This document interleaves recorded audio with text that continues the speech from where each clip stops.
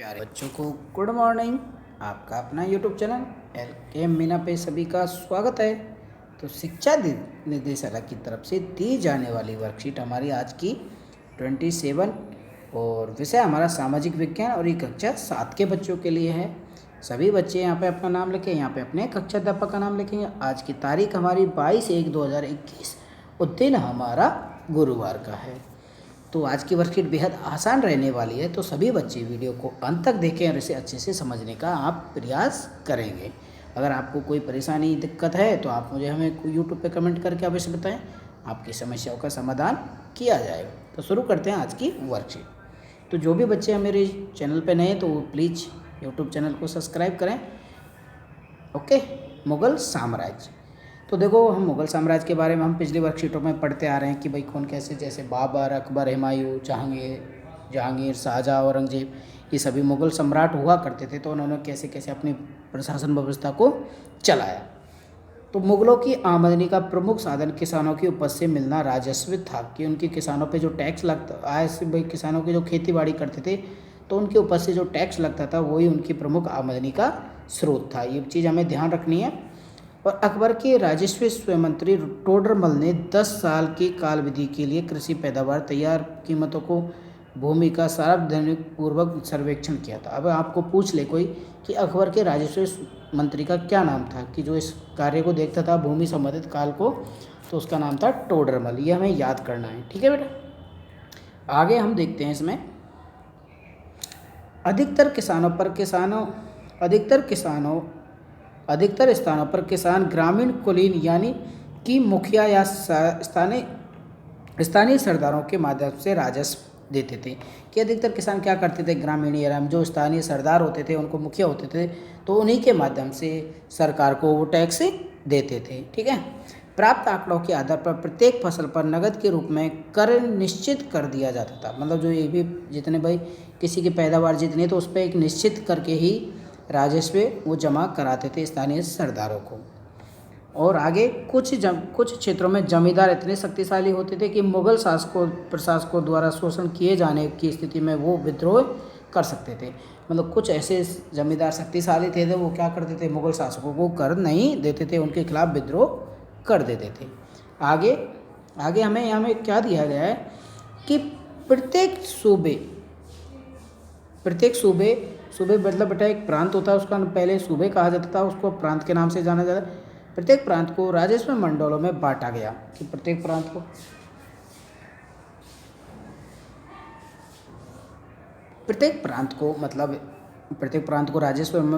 राजस्व मंडलों में बांटा गया। प्रत्येक की हर फसल के लिए राजस्व दर की अलग अलग सूची बनाई गई और राजस्व प्राप्त करने की इस व्यवस्था को जब्त कहा गया। कि राजस्व प्राप्त करने की इस व्यवस्था को क्या, भाई अलग अलग जो मंडल थे, बांटे गए प्रांत थे, तो उनसे अलग अलग कीमतें तो मिलती थी, तो इस व्यवस्था को उन्होंने क्या कहा, जब्त का नाम दिया।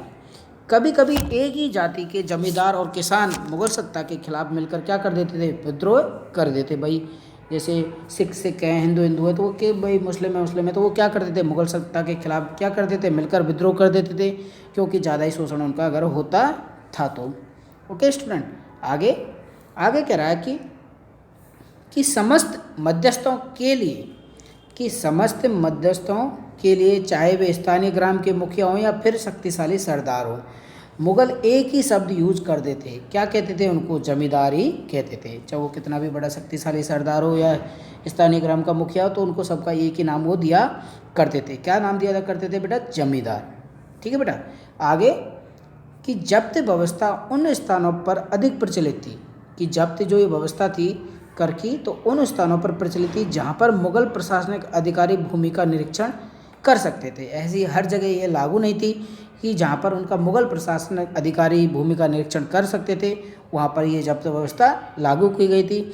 और सावधानी पूर्वक उनका हिसाब रख सकते थे, मतलब उनको कोई दिक्कत परेशानी नहीं होती थी, तो वहीं पे ये जब्त व्यवस्था लागू की गई थी। ऐसा निरीक्षण गुजरात और बंगाल जैसे प्रांतों में संभव नहीं हो पाया, क्योंकि यहाँ पे बहुत ज़्यादा आबादी थी और बहुत ही ज़्यादा लोग यहाँ पे विद्रोह कर देते थे, तो ऐसा निरीक्षण इस जगह पे संभव नहीं हो पाया था।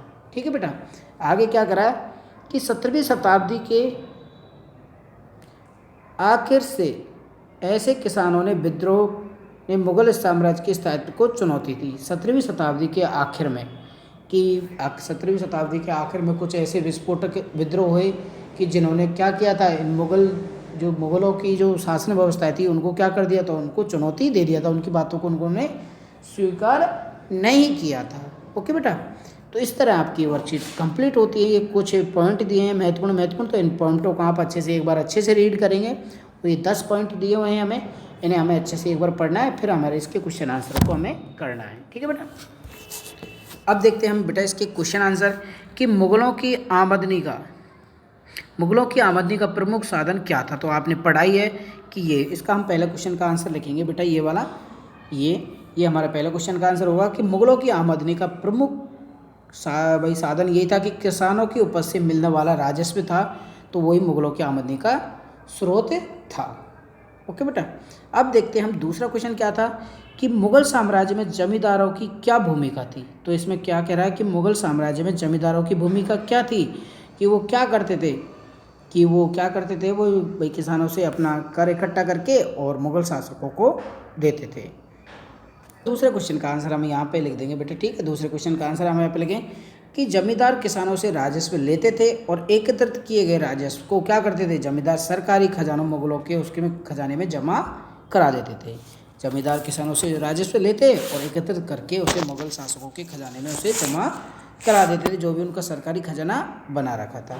अब देखते हैं हम तीसरा क्वेश्चन क्या है बेटा हमारा कि अकबर के राजस्व मंत्री का क्या नाम था। तो मैंने आपको इस पे जोर भी दिया था, अकबर के राजस्व मंत्री का नाम आप ये लिखेंगे, अकबर के राजस्व मंत्री का नाम क्या था बेटा, टोडरमल। तो इसका हम तीसरे क्वेश्चन में ये आंसर लिखेंगे कि अकबर के राजस्व मंत्री का नाम टोडरमल दास था। ये दास और लगाता था बाद में। ठीक है बेटा, इसका आंसर हम ये लिखेंगे। अब देखते हैं हम चौथा क्वेश्चन हमारा था कि जब्त शब्द से आप क्या समझते हैं। तो बेटा जब्त शब्द आपने यहाँ पे देखा, ये रहा। तो जब्त शब्द से आप इसे पूरा ही लिखेंगे तो थोड़ा अच्छे से आप समझ में पाएंगे। तो इसका आंसर हमने ये पॉइंट हमारा ये रहा, ये वाला।